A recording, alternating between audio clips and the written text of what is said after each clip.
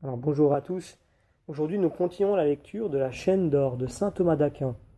Et nous en sommes rendus au chapitre 2 de l'évangile selon saint Matthieu, dans lequel nous allons lire les 2 premiers versets. Jésus étant né à Bethléem de Judée, au jour du roi Hérode, voici que des mages d'Orient arrivèrent à Jérusalem, disant : Où est le roi des Juifs qui vient de naître ? Car nous avons vu son étoile à l'Orient, et nous sommes venus l'adorer.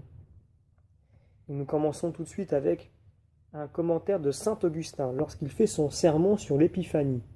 Il dit la chose suivante : Après ce miraculeux enfantement, où le sein d'une vierge plein de la divinité mit au monde, sans perdre le sceau de son inviolable pureté, un homme-dieu, dans le réduit obscur d'une caverne et sur le lit étroit d'une crèche, où l'infinie majesté reposait ses membres raccourcis, pendant qu'un Dieu était suspendu au sein d'une mer mortelle et enveloppé de misérables langes, on vit tout d'un coup un astre nouveau briller du haut du ciel, dissiper l'obscurité qui couvrait l'univers et changer la nuit en un jour éclatant, afin que le jour ne demeurât pas enseveli dans les ombres de la nuit.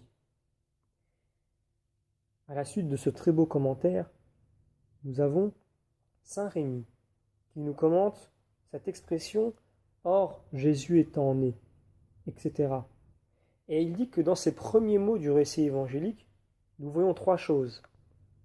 La personne, « Or Jésus étant né », le lieu, à Bethléem de Juda, et le temps, au jour du roi Hérode. 3 circonstances qui confirment la vérité du fait que l'écrivain sacré va raconter. Et nous avons un commentaire de saint Jérôme lorsqu'il commente l'évangile selon saint Matthieu, où il dit : Je pense que l'évangéliste avait d'abord écrit, comme nous le lisons dans l'hébreu, de Juda au lieu de Judée. Car quelle autre ville du nom de Bethléem existe chez les autres peuples pour qu'ils aient cru devoir ajouter comme signe distinctif l'expression de la Judée. On conçoit très bien, au contraire qu'ils disent de Juda, parce qu'il y avait dans la Judée une autre Bethléem dont il est question au livre de Josué, fils de Navé, notamment au chapitre 19. Et nous avons un commentaire de la glose qui vient ajouter justement une explication à cela. Il y a en effet 2 villes du nom de Bethléem, l'une dans la tribu de Zabulon, l'autre dans la tribu de Juda, et qui était autrefois appelée Ephrata. Saint Augustin continue à donner des indications justement sur ces questions d'ordre géographique. Lorsqu'il dit dans son ouvrage de l'accordance des évangiles, au livre 2, chapitre 5, Saint Matthieu et Saint Luc sont d'accord pour ce qui concerne la ville de Bethléem. Mais Saint Luc seul donne la raison et raconte les circonstances du voyage de Joseph et de Marie dans cette ville, tandis que saint Matthieu n'en dit aucun mot. C'est le contraire pour les mages qui vinrent d'Orient. Saint Luc n'en dit rien, saint Matthieu seul en parle. Saint Jean Chrysostome, lorsqu'il commente l'évangile selon saint Matthieu, rajoute d'autres éléments. Examinons pour quel motif l'évangéliste précise le temps de la naissance du Sauveur en ces termes, au jour du roi Hérode. Il veut ainsi prouver l'accomplissement de la prophétie de Daniel qui annonçait que le Christ naîtrait après 70 semaines d'années. Car, depuis cette prophétie jusqu'au jour d'Hérode, les 70 semaines d'années s'étaient écoulées. Disons encore, tant que le peuple juif fut gouverné par des rois de sa race, quoique souvent bien coupables, Dieu envoyait des prophètes pour remédier à ces maux. Mais lorsque la loi de Dieu vint à tomber sous la puissance d'un roi infidèle, et que la justice divine était comme opprimée par la domination romaine, le Christ parut sur la terre, car à un mal extrême et désespéré, il fallait un médecin d'une science et d'une habileté consommée. Nous avons également un commentaire du théologien Raban, qui ajoute sur la question de la prophétie, en Genèse chapitre 49, ou bien encore, L'évangéliste fait mention de ce roi étranger pour montrer l'accomplissement de cette prophétie. Le sceptre ne sortira point de Juda, ni le prince de sa postérité, jusqu'à ce que vienne celui qui doit être envoyé. Saint Ambroise, lorsqu'il commente l'évangile selon saint Luc, dit: on rapporte que des brigands iduméens étant entrés dans la ville d'Absalone, emmenèrent Antipater avec d'autres captifs. Antipater fut donc élevé dans la religion des Iduméens. Plus tard, il se lia d'amitié avec Hyrcane, roi de la Judée, qu'il envoya en ambassade auprès de Pompée. Et comme il réussit dans cette mission, il reçut en récompense une partie de son royaume. Après la mort d'Antipater, un sénatus consulte rendu sous le triumvir Antoine déclara son fils Hérode roi des Juifs. Il est donc évident qu'Hérode ne tenait par aucun lien à la nation juive et qu'il avait cherché à régner sur elle par l'intrigue et par le mensonge. Et saint Jean Chrysostome de dire également sur le roi Hérode: l'évangéliste dit du roi Hérode pour le distinguer par ce titre de cet Hérode qui fait mettre à mort Jean-Baptiste. Saint Jean Chrysostome continue dans un autre ouvrage, toujours en commentant saint Matthieu: Jésus, étant donc né en ce temps-là, voici que des mages vinrent, c'est-à-dire aussitôt sa naissance, pour reconnaître et proclamer un Dieu puissant sous les dehors d'un faible enfant. Et saint Rémy nous commente au sujet des mages: les mages sont des hommes qui font profession de raisonner sur toute chose, mais leur nom, dans l'acceptation vulgaire, est synonyme de celui de magicien. Cependant, telle n'est pas leur réputation chez les Chaldéens, dont ils sont comme les philosophes, et dont les rois et les princes se conduisent en tout d'après les principes de cette science. Ce fut aussi ce qui leur fit connaître comme le premier lever du Seigneur dans le monde. Saint Augustin, lorsqu'il commente et lorsqu'il fait son sermon sur l'Épiphanie, au chapitre 4, il reparle également de ces mages, et il donne les éléments suivants. Or, que firent les mages? Les prémices des nations, les bergers étaient juifs, les mages de la gentilité, ceux-là venaient de près, ceux-ci de loin, mais les uns et les autres accoururent à la pierre angulaire.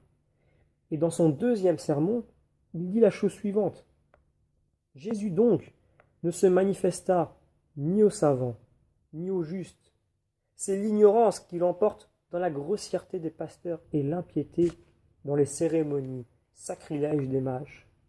Celui qui est la pierre angulaire s'unit les uns et les autres, car il est venu choisir ce qui est folie pour confondre les sages. Il est venu appeler les pécheurs et non les justes, afin que toute grandeur cessât de s'enorgueillir et toute faiblesse de se décourager. Et nous continuons toujours à commenter sur qui étaient ces mages, en tirant un commentaire de la glose, qui dit que ces mages étaient des rois, et que s'ils n'offrent que 3 sortes de présents, ce n'est pas une preuve qu'ils ne fussent absolument que 3, mais pour représenter par ce nombre toutes les nations qui descendent des 3 enfants de Noé et qui devaient un jour embrasser la foi. Ou bien, si ces princes n'étaient que 3, ils avaient eu avec eux une suite nombreuse. Or, ce n'est pas 1 an après que le Christ fut né qu'ils vinrent l'adorer, car alors il était en Égypte, et non plus dans l'étable, mais ce fut le 13e jour après sa naissance. D'où venait-il? L'évangéliste nous l'apprend en ajoutant de l'Orient. Et avant de commenter la prophétie concernant l'apparition future des étoiles, eh bien nous avons un dernier commentaire sur les mages, de saint Rémy, où il dit qu'il y a plusieurs opinions sur les mages. Les uns disent qu'ils étaient chaldéens, parce que les chaldéens adoraient les étoiles, et ils prétendent que leur dieu supposé leur a révélé la naissance du vrai Dieu. Les autres disent qu'ils étaient perses, quelques-uns qu'ils venaient des extrémités de la terre, d'autres enfin qu'ils étaient les descendants de Balaam, et c'est le sentiment le plus probable, car Balaam, entre autres choses, a prédit qu'une étoile sortirait de Jacob. Ces descendants qui possédaient cette prophétie, ayant vu briller une nouvelle étoile, comprirent que le roi qu'elle annonçait était né, et vinrent l'adorer. Et donc saint Jérôme qui va nous commenter cette suite de prophéties. C'est ainsi que les successeurs de Balaam apprirent par la prophétie l'apparition future de cette étoile. Mais on peut se demander comment les mages, habitant la Chaldée, la Perse ou les extrémités de la terre, ils ont pu venir en si peu de temps à Jérusalem. Et saint Rémi qui ajoute, quelques auteurs répondent que l'enfant qui venait de naître a bien pu les amener en si peu de jours des extrémités de la terre.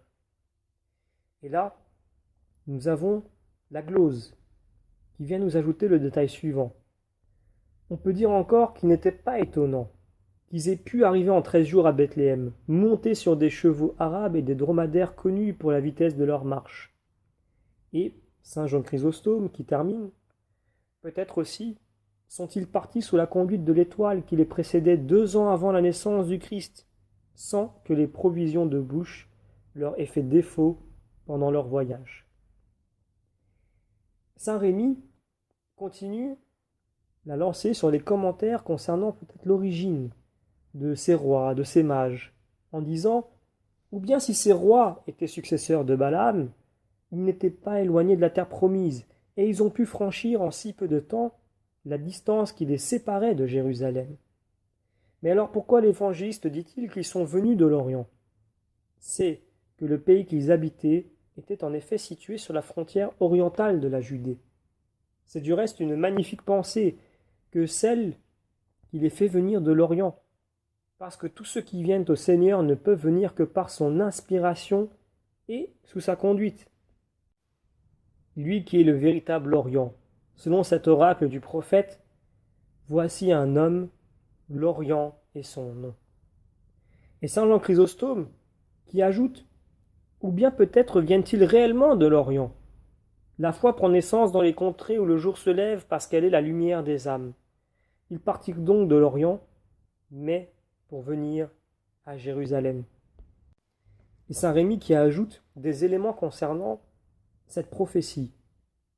Cependant le Seigneur n'y était pas né, mais c'est que, tout en connaissant le temps, ils ignoraient le lieu de sa naissance. Comme Jérusalem était la capitale du royaume, ils crurent qu'un tel enfant n'avait pu naître que dans la ville royale. Peut-être aussi était-ce pour accomplir cette prophétie. C'est de Sion que sortira la loi et la parole du Seigneur de Jérusalem, car c'est là que le Christ a été annoncé en premier lieu. Enfin, ce fut peut-être pour condamner, par le pur empressement des mages, l'indifférence des Juifs. Ils vinrent donc à Jérusalem et firent cette question. Où est celui qui est né roi des Juifs? Et saint Augustin, dans son sermon sur l'Épiphanie, qui continue sur la question du rôle des Juifs, de leur indifférence, où il dit « Les Juifs avaient vu grand nombre de leurs rois naître et mourir. Les mages, sont-ils venus chercher et adorer aucun d'entre eux? Non, car le ciel ne leur avait appris l'existence d'aucun de ces rois. Ce n'est donc pas un roi des Juifs semblable à ceux que Jérusalem avait vus dans ses palais, que ces mages, habitant des contrées lointaines et tout à fait étrangers au royaume des Juifs, croient devoir rendre de si grand honneur. Mais ils avaient appris que le roi, qui venait de naître, était si grand qu'il méritait leur adoration et qu'ils obtiendraient infailliblement par là le salut qui vient de Dieu. En effet, ce roi n'était pas d'un âge à voir ramper autour de lui la foule des courtisans flatteurs. La pourpre ne brillait pas sur ses épaules, ni le diadème sur sa tête. Et ce n'était ni le brillant entourage de ses serviteurs, ni l'appareil terrible de ses armes, ni le bruit de ses victoires qui attiraient à lui, des extrémités de la terre, des hommes qui venaient déposer à ses pieds leurs vœux et leurs ardentes prières.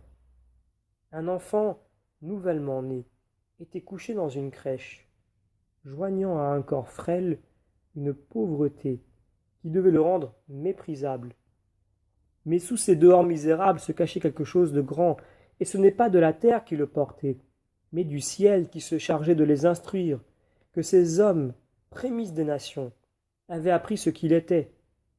Nous avons vu, disent-ils, son étoile dans l'Orient. Ils font connaître ce qu'ils ont vu, et en même temps, ils interrogent, ils croient et ils cherchent. Figure de ceux qui marchent à la lumière de la foi et qui désirent jouir de la claire vue. Alors maintenant, nous revenons sur Saint Jean Chrysostome et par la suite sur d'autres commentateurs, notamment Saint Augustin, pour commenter cette question de l'étoile. Donc dans sa 6e homélie sur l'Évangile selon Saint Matthieu, Saint Jean Chrysostome dit la chose suivante. Les priscillianistes qui prétendent que tous les hommes naissent sous l'influence de différentes constellations cherchent un appui à leur erreur dans cette nouvelle étoile qui apparut à la naissance du Sauveur et qui aurait été l'étoile de sa destinée. Et saint Augustin, lorsqu'il écrit contre Faust, cette étoile, d'après Faust, n'aurait paru que pour confirmer sa naissance, d'où il conclut que l'évangile devrait bien plutôt s'appeler la Généside. Saint Grégoire ajoute ce tout petit commentaire lorsqu'il commente l'évangile selon saint Matthieu dans sa 10e homélie. Mais à Dieu ne plaise que les fidèles croient jamais à l'existence du destin. Saint Augustin commente cette question du destin dans son ouvrage de la Cité de Dieu, au livre 5, chapitre 1. On entend par destin, dans le langage ordinaire, l'influence de certaines positions des astres, telles que celle qui correspond à la conception ou à la naissance des hommes. Il en est qui placent cette influence en dehors de la volonté de Dieu. Blasphème que doivent repousser avec horreur tous ceux qui adorent un Dieu quel qu'il soit. D'autres disent que cette grande influence donnée aux astres vient de la souveraine puissance de Dieu, et ils ne peuvent faire une plus grande injure à la majesté divine lorsque, dans sa cour si brillante, ils font décréter des crimes tels que, si quelque ville sur la terre osait en commander de semblables, elle serait condamnée à être détruite par le genre humain tout entier. Saint Jean Chrysostome continue en disant « Si un homme devient homicide ou adultère par l'influence d'une étoile, les étoiles sont grandement injustes, et plus grandement encore que celui qui les a créées. Car, puisque Dieu connaît l'avenir, il a prévu le mal que devait commettre cette étoile. S'il n'a pas voulu le prévenir, il cesse d'être bon. Et s'il l'a voulu sans le pouvoir, sa puissance est nulle. D'ailleurs, s'il dépend d'une étoile, que nous soyons bons ou mauvais, le bien que nous faisons ne mérite aucun éloge, ni le mal aucun blâme, car nos actions ne sont plus volontaires. Pourquoi serais-je puni d'un mal qui n'est pas le fruit de ma volonté, mais de la nécessité? D'ailleurs, cette doctrine insensée détruirait les commandements de Dieu qui nous défendent le mal et qui nous exhortent au bien. Comment, en effet, commander à un homme de fuir le mal qu'il ne peut éviter ou de faire le bien qui lui est impossible? Cette question un petit peu de la fatalité ou du destin est abordée par saint Grégoire de Nice, où il dit la chose suivante. Dès lors que l'on vit sous la loi de la fatalité, il est inutile de prier. La providence de Dieu est bannie du monde aussi bien que la piété. L'homme n'est plus qu'un instrument dépendant des cours des astres, car dans leur pensée, les mouvements des corps célestes déterminent non seulement les actions du corps, mais encore les pensées de l'âme. Ainsi, tous ceux en général qui soutiennent cette erreur détruisent tout ce qui est en nous, et la nature de tout être contingent. Et qu'est-ce autre chose que le renversement de tout ce qui existe? Où sera désormais le libre arbitre? Il faut cependant que ce qui est en nous soit libre. Et concernant cette influence des astres, saint Augustin dit, dans son ouvrage de la Cité de Dieu, au livre 5, chapitre 6, « Il n'est pas absolument contraire à la raison d'attribuer à l'influence des astres certaines modifications dans les corps. Ainsi, voyons-nous que c'est au rapprochement ou à l'éloignement du soleil qu'il faut attribuer les diverses saisons, et aux phases de la lune qui croît et diminue, le développement ou la décroissance de certaines choses créées comme les coquillages qui produisent les perles, ou les admirables mouvements de l'océan. Mais il ne faut pas soumettre aux différentes positions des astres les volontés de notre âme. Et au chapitre 1er, dira-t-on que les astres sont plutôt les signes que les mobiles déterminants de nos destinées? Mais alors, comment n'a-t-on pu jamais expliquer pourquoi la vie des jumeaux, leur manière d'agir, leur succès, leur profession, leurs actes, les honneurs dont ils y jouissent, et tout ce qui compose la vie humaine et la mort elle-même, nous offrent la plupart du temps des différences si tranchées que des étrangers ont souvent entre eux bien plus de ressemblances que ces jumeaux, dont la naissance n'a été séparée que par un instant et dont la conception a été simultanée. Et au chapitre 2, ils cherchent à établir leur opinion sur le court intervalle de temps qui sépare la naissance de deux jumeaux. Mais qu'est-ce que cette légère différence auprès de la différence profonde qui existe dans leur volonté, dans leurs actes, dans leurs mœurs et dans les événements de leur vie? Et au chapitre 7 et 9, quelques-uns appellent du nom de destin non pas les différentes positions des astres, mais la réunion et l'enchaînement des causes secondes qu'ils font dépendre de la volonté et de la puissance de l'être souverain. Or, si vous soumettez au destin les choses humaines, tout en appelant de ce nom la volonté et la puissance de Dieu, je vous dirai, conservez votre manière de penser, mais modifiez vos expressions, car dans le langage ordinaire, on est convenu d'appeler destin l'influence qui résulte de la position des astres, et nous ne donnons pas ce nom à la volonté de Dieu, à moins que nous ne fassions venir le mot destin ou fatalité du mot parler. Fatum en latin vient de fando, car il est écrit « Dieu a parlé une fois, j'ai entendu ces deux choses ». Ce n'est donc pas la peine de nous épuiser avec eux dans une vaine dispute de mots. Et saint Augustin continue, toujours à commenter cette question de l'influence des étoiles, dans son ouvrage contre Faust, au livre 2, chapitre 5, où il dit « Si nous refusons de placer la naissance d'aucun homme sous l'action fatale des étoiles, afin d'affranchir son libre arbitre de toute chaîne que la nécessité voudrait lui imposer, à combien plus forte raison refuserons-nous d'admettre que la naissance du Seigneur éternel et du Créateur de toutes choses ait été soumise à l'influence des astres. Ainsi, cette étoile que les mages ont vue à la naissance du Christ ne lui imposait pas une destinée tyrannique, mais obéissait à ses ordres en lui rendant témoignage. Elle n'était donc pas un de ces astres qui, depuis le commencement du monde, gardent fidèlement sous la loi du Créateur la route qu'il leur a prescrite, mais c'était un nouvel astre créé pour cet enfantement nouveau de la Vierge, et elle avait pour mission de guider les mages qui cherchaient le Christ, en marchant devant eux, jusqu'à ce qu'elle les eût conduits en les précédant à l'endroit où le Seigneur, où le Verbe s'était fait enfant muet et sans parole. Quels sont donc les astrologues qui font tellement dépendre des astres la destinée des hommes qui naissent à la vie, qu'ils assurent qu'à la naissance de l'un d'eux, une des étoiles abandonne l'orbite dans lequel s'accomplit sa révolution pour venir au-dessus du berceau de l'enfant qui vient de naître. Eux qui prétendent que c'est la destinée de cet enfant qui se trouve liée au cours des astres et non pas le cours des astres qui puisse être modifié par sa naissance. Si donc cette étoile était une de celles qui accomplissent leur révolution dans les cieux, comment pouvait-elle connaître ce que le Christ devait faire, elle qui, à la naissance du Christ, se trouvait détournée du mouvement qu'elle accomplissait? Si au contraire, ce qui est plus probable, elle n'existait pas auparavant, et qu'elle n'était créée que pour faire découvrir le Christ.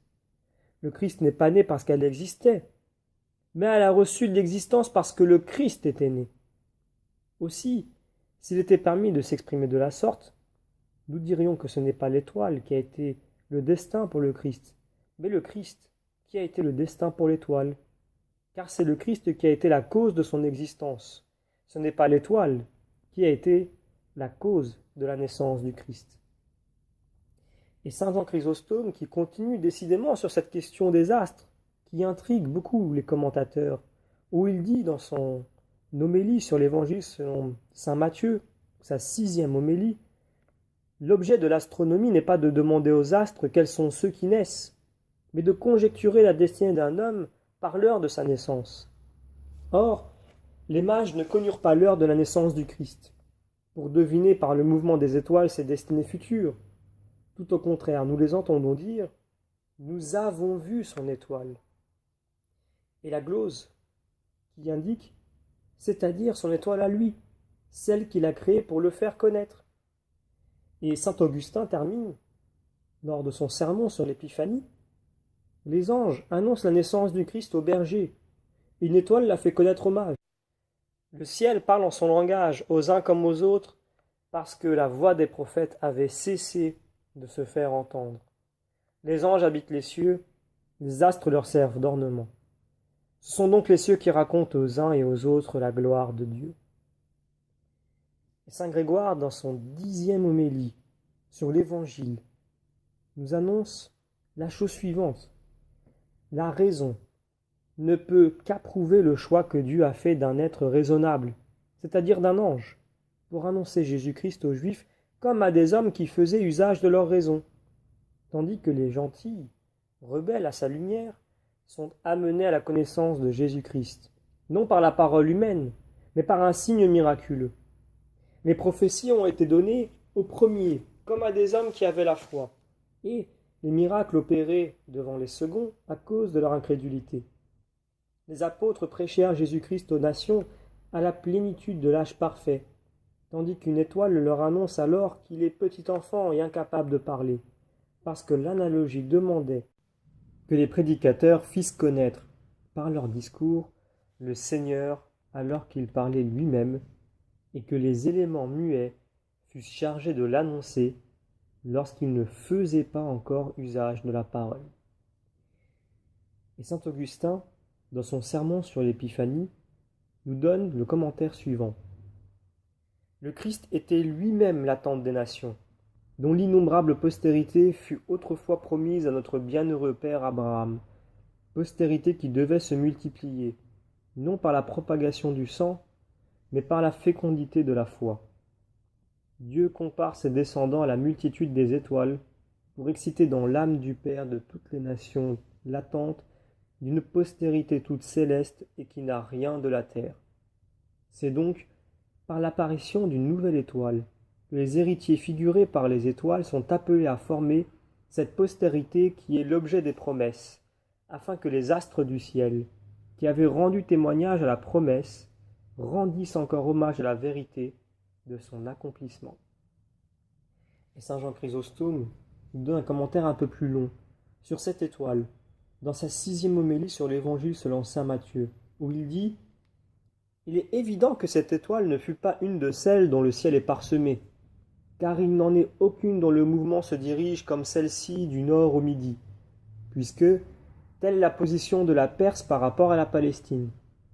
On peut encore le conclure du temps où elle apparut, car ce n'était pas seulement pendant la nuit, mais en plein jour qu'elle était visible, et aucune étoile, ni la lune même, n'ont une telle puissance. Une 3e preuve, c'est que tantôt elle brillait, tantôt elle disparaissait. Lorsque les mages entrent à Jérusalem, elle se cache. Aussitôt qu'ils ont quitté le roi Hérode, elle reparaît. Elle n'avait même pas de marche qui lui fût propre. Elle allait quand les mages se mettaient en marche, quand ils s'arrêtaient, elle s'arrêtait. Comme autrefois, la colonne de nuée dans le désert. D'ailleurs, ce n'est pas en restant dans les hauteurs des cieux, mais en descendant à la portée des yeux, qu'elle indiquait aux mages le lieu où la Vierge avait enfanté, ce qui n'était pas le fait d'une étoile qui suit sa route ordinaire, mais d'une puissance intelligente, d'où on peut conclure que cette étoile était une vertu invisible voilée sous l'apparence d'un astre visible. Saint Rémy lui-même continue ce commentaire sur cette étoile où il dit « Quelques-uns disent que cette étoile était l'Esprit Saint qui voulut apparaître aux mages sous la forme d'une étoile, comme il apparut plus tard sous la forme d'une colombe sur notre Seigneur après son baptême. D'autres pensent que ce fut un ange, c'est-à-dire que celui qui apparut au berger serait le même qui aurait apparu aux mages. » Et la glose nous ajoute ce point de détail, le texte nous dit que le texte ajoute dans l'Orient. L'étoile se leva-t-elle dans l'Orient ou les mages de l'Orient, où ils étaient là, virent-ils se lever à l'Occident? C'est ce qu'on ne sait pas. Elle a très bien pu se lever en Orient et les conduire à Jérusalem. Et donc saint Augustin, dans son sermon sur l'Épiphanie, nous dit ceci aussi concernant l'étoile. Vous me demanderez, qui donc leur avait appris que cette étoile annonçait la naissance du Christ? Sans doute les anges par voie de révélation. Était-ce de bons ou de mauvais anges? Les mauvais anges, c'est-à-dire les démons, ont eux-mêmes confessé que le Christ était fils de Dieu. Mais pourquoi ne seraient-ce pas les bons anges qui auraient été chargés de cette mission, puisqu'en les portant à adorer le Christ, c'était leur salut qu'on avait en vue, et non pas le règne de l'iniquité? Les anges purent donc leur dire: l'étoile que vous avez vue est celle du Christ. Allez, adorez-le dans le lieu de sa naissance, et jugez de la nature et de la grandeur de celui qui vient de naître. Et saint Léon Pape, dans son 4e sermon sur l'Épiphanie, nous indique aussi la chose suivante. Indépendamment de l'éclat de l'étoile qui frappa leurs yeux, un rayon plus brillant encore de la vérité éclaira et instruisit leur cœur, et c'était là une figure de la lumière que la foi répand dans les âmes. Saint Augustin revient également sur cette question de l'étoile et des mages, mais cette fois-ci dans un autre ouvrage, le livre des questions du Nouveau et de l'Ancien Testament, au chapitre 63, où il dit: ou bien encore ils comprirent que le roi des Juifs était né parce que l'étoile était un indice ordinaire de la royauté temporelle. En effet, ces mages n'étudiaient pas le cours des astres dans des intentions coupables, mais pour satisfaire le désir qu'ils avaient de connaître. Comme il y a tout lieu de le croire, ils suivaient la tradition de Balaam qui avait dit autrefois, au chapitre 24 du livre des Nombres, « Une étoile se lèvera de Jacob ». On comprend donc qu'en voyant une étoile paraître dans le ciel en dehors du système des constellations, ils jugèrent que c'était l'étoile prédite par Balaam comme signe de la naissance du roi des Juifs. Saint Léon Pape, nous revenons sur son commentaire, mais cette fois-ci dans le 4e sermon sur l'Épiphanie, où il dit: ce que les mages avaient cru et ce qu'ils avaient compris pouvait leur suffire, et ils n'avaient pas besoin d'examiner des yeux du corps ce qu'ils avaient vu des yeux de l'âme. Mais ce zèle, cet empressement, cette persévérance qui les conduisirent jusqu'au berceau du Sauveur était dans l'intérêt des hommes de notre temps. Car de même que l'apôtre saint Thomas, en touchant de sa main les cicatrices des plaies de notre Seigneur après sa résurrection, nous a été grandement utile, de même il nous est avantageux que les mages aient constaté de leurs yeux l'enfance du Sauveur. Ils disent donc: nous sommes venus l'adorer. Et nous terminons avec un commentaire de saint Jean Chrysostome qui nous indique cet élément suivant concernant Hérode, et concernant d'abord les mages. Ignorait-il donc qu'Hérode régnait dans Jérusalem? Ne savait-il pas que tout homme qui du vivant d'un roi prononce le nom d'un autre roi ou lui rend hommage paie cette témérité de cette vie? Mais l'œil fixé sur le roi de l'avenir, ils ne craignent pas celui qui règne actuellement. Ils n'avaient pas vu le Christ et déjà, ils étaient prêts à mourir pour lui. Heureux mages qui, avant de connaître le Christ, l'ont confessé en présence du plus cruel des tyrans. Et donc là, nous terminons la lecture pour aujourd'hui de la compilation des commentaires de saint Thomas d'Aquin sur le tout début du chapitre 2 de l'Évangile selon saint Matthieu.